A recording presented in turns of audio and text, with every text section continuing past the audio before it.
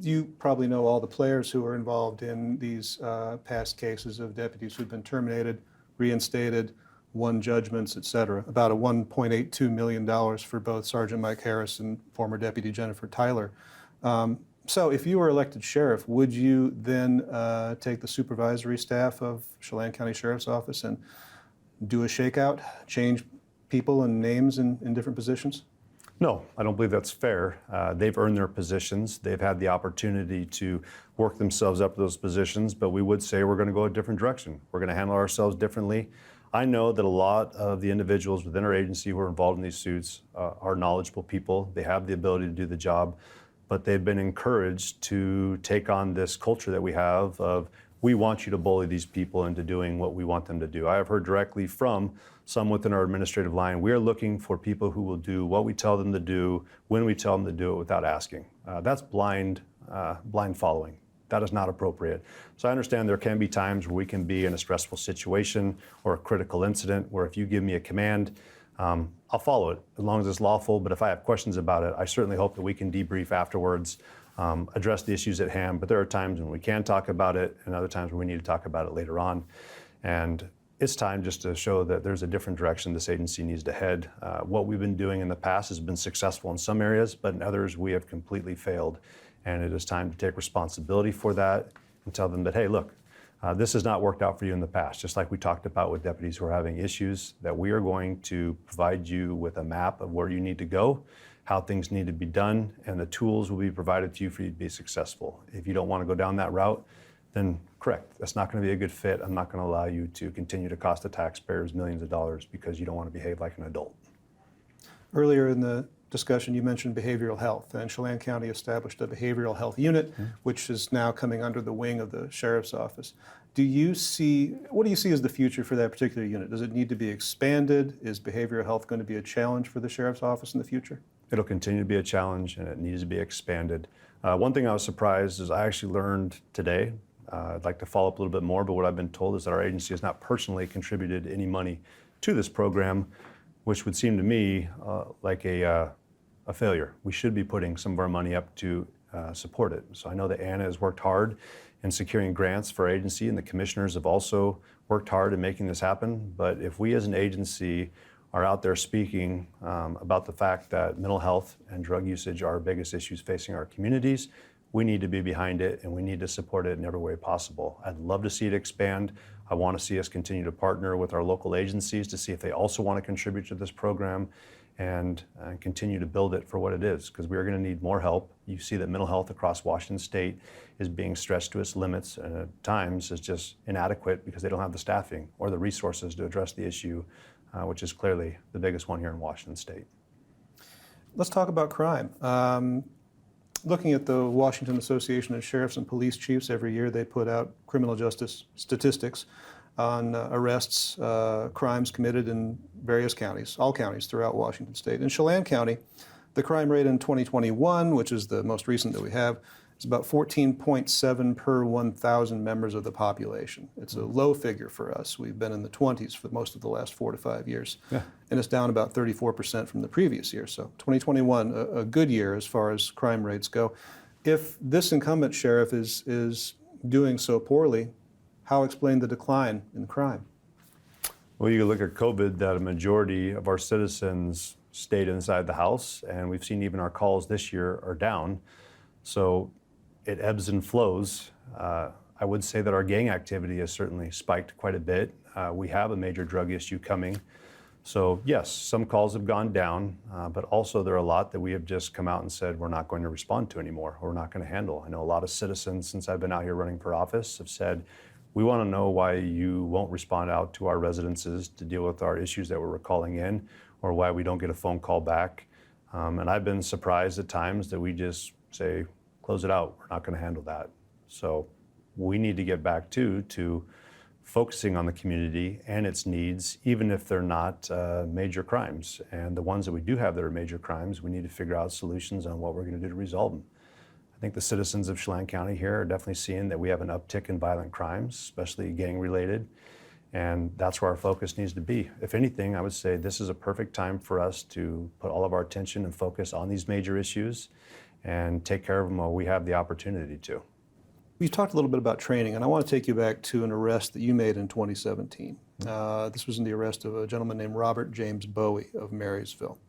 Mr. Bowie was pulled over, and during the arrest, at one point, you implied to Mr. Bowie that the breathalyzer was a voluntary test. Correct. Even though the state law requires a blood alcohol test in DUI stops. If I say, no, I'm not taking a breathalyzer, I give up my license for, I think, a year is the penalty. Correct.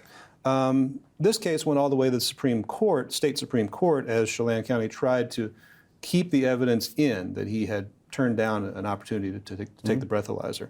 And at every level, the evidence that he declined to test was thrown out. So, Mike, you made a mistake in the field that led to an arrest being thrown out. Was this a failure of training? Should you have known better, or should someone have taught you better? I adapted to what we had. At the time, I can tell you right now that I cannot force anyone to provide breath, but I have to word it in such a way that they understand that it is required that they take it, while also saying that it is voluntary. So I learned a better way to verbalize it when I am communicating, but he still was convicted of a crime. So my evidence and my investigation still stood. I believe it ended up turning out to be a neg 1 that he was convicted of, so he still was convicted. I took a drunk driver off the road that evening. I would continue to have gone forward and made that arrest. 250 plus DUIs, and I think that's the first one I've ever been challenged and turned over. So I will absolutely always take responsibility for any areas that I can prove in. And talking with the prosecutor, they were behind me in my arrest. They knew the arrest was lawful. And the one error that I had was that I said, are you still willing to provide a voluntary sample of your breath? Clearly, I will know in the future to reword it, but I don't feel embarrassed by it. I certainly learn by my mistakes as I'm coming up. That's the whole process. If I get to a point where I feel like I have every single answer and there is no area that I can prove in, it is time for me to retire and step out of law enforcement. Are you still a parishioner at Grace City Church? At this time, my wife and I have decided to step back. We wanted to go to church. It started to turn into a political distraction, and I understood that some members within the church seemed to feel divided. I understand that my opponent also goes to Grace City Church, and it was unfortunate, but I didn't want this political race to become a distraction to other members there at the church. And it would be nice just to go back and just have that relationship and be able to go to church without it being a political issue or uncomfortable. So for the time being, we've decided to step back, and we're assessing if we're going to attend somewhere else. It's nothing to do with the pastor, and it's nothing to do with the people who attend there. It's just personally, it felt like our reason for going to church was starting to become more muddied, and we didn't want that to happen. Well, you're a commissioned deputy. You know all the commissioned deputies. You're their chief representative. So where do the deputies in Chelan County Sheriff's Office stand on this election? I feel pretty comfortable with my internal support. I know my opponent has tried to come out and say most of my endorsements are former deputies, but there are several deputies and sheriffs and chiefs that they may never have met, and those within the agency clearly would like to come out publicly and support me, but they also recognize that that opens them up to intimidation, bullying, retaliation, and I don't blame them for not wanting to put their names out there publicly. I support that and understand that the reason I'm running is because I have people within the agency and people who used to be at our agency who said the way we've been doing things needs to change, and that has given me the strength and the courage to go out and take on this challenge. And I'll continue to fight and make sure that all people within our agency and our community are treated with fairness and respect. Back in 2010, when the incumbent sheriff was running against the previous incumbent sheriff, Brian Burnett was the vice president of the Chelan County Deputy Sheriff's Association at the time in 2010. At that time, the incumbent Sheriff Mike Morrison said, quote, "I have great concern that he would represent the union before representing the citizens of Chelan County." So, Mike, same question to you. Do you feel that you can make that dividing line, look to the interests of the people and the department as a whole versus the union? Yes. So I understand that in this current time, I am the union president. That is my job. I am going to provide a vigorous defense at all times. I'm going to represent as thoroughly and accurately and professionally as I can, because that's my current position. That's why I was elected to the position, and that those members that have had me represent them, I've heard no complaints about it because we have been victorious, and the truth has come out, and their side of the story was also heard. But I understand that once I finish my time here in the Deputy Sheriff's Association and go in to be the sheriff, that is a new responsibility with a new direction. And now I am overlooking the agency as a whole, but I'm also representing the county, and I get that my job description is now transitioned. So it's not going to be difficult for me. I've done it before, and I would remind people that before I came into the association position, I wasn't involved in these conversations. But once I was pushed by my peers to run for it and was elected to it, that I took on the responsibility, and like I do out in the field, I gave 100%. I made sure to give my all and to do the job to the best of my ability and have no regrets by the time I left, because I know I did what I was supposed to do while I was in that position. Mike, is there anything else you think people should know about you and your candidacy? Yes, so this January will be 17 years. I love this job. I come from a law enforcement family. My mom was one of the first female officers in Washington State, rising the rank of lieutenant. She overcame a lot. At the time, women were not well accepted when they first came into law enforcement, and she battled through it. My father is a canine officer right now. He's battling through these state mandates. My cousin is a sergeant. My uncle is a retired sheriff. I have seen the challenges that come with law enforcement. I understand what kind of toll that takes on you personally, professionally, and what it takes to be successful, and what it takes to adjust to the ever-changing climate of law enforcement. So we have to evolve. I've seen it since I've been a child.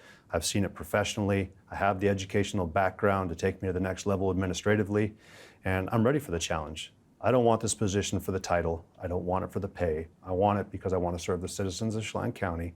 I want to come out and do what's best for our community, and I'll take ownership. If I make a mistake, I will come out and admit it. I'm not going to do non-disclosure agreements and try to cover up my mistakes and my errors. I will take ownership. If I can't do the job, I'll step down after 4 years. If I am doing the job well, I'll run for 2 terms. I believe there should be term limits. I think when you get into politics too long, you lose sight of why you were running, the reasons why you took the job on, and it starts becoming more about yourself and what you can do for yourself for advancement. And I'm not interested in that. Not interested in higher political office. I want to serve the people of Chelan County, do it to the best of my ability, and make sure that Chelan County Sheriff's Office is no longer a talking point statewide about legal errors that we've made, and that when they start talking about us, it'll be more of the focus of the level of service we provide to our community, that we communicate well, and that we always put our community first, taking care of our deputies to ensure that we do the best job possible. Mike Morrison, Republican for Chelan County Sheriff. Thanks a lot for joining us today. Thanks. You're watching the NCWLIFE channel.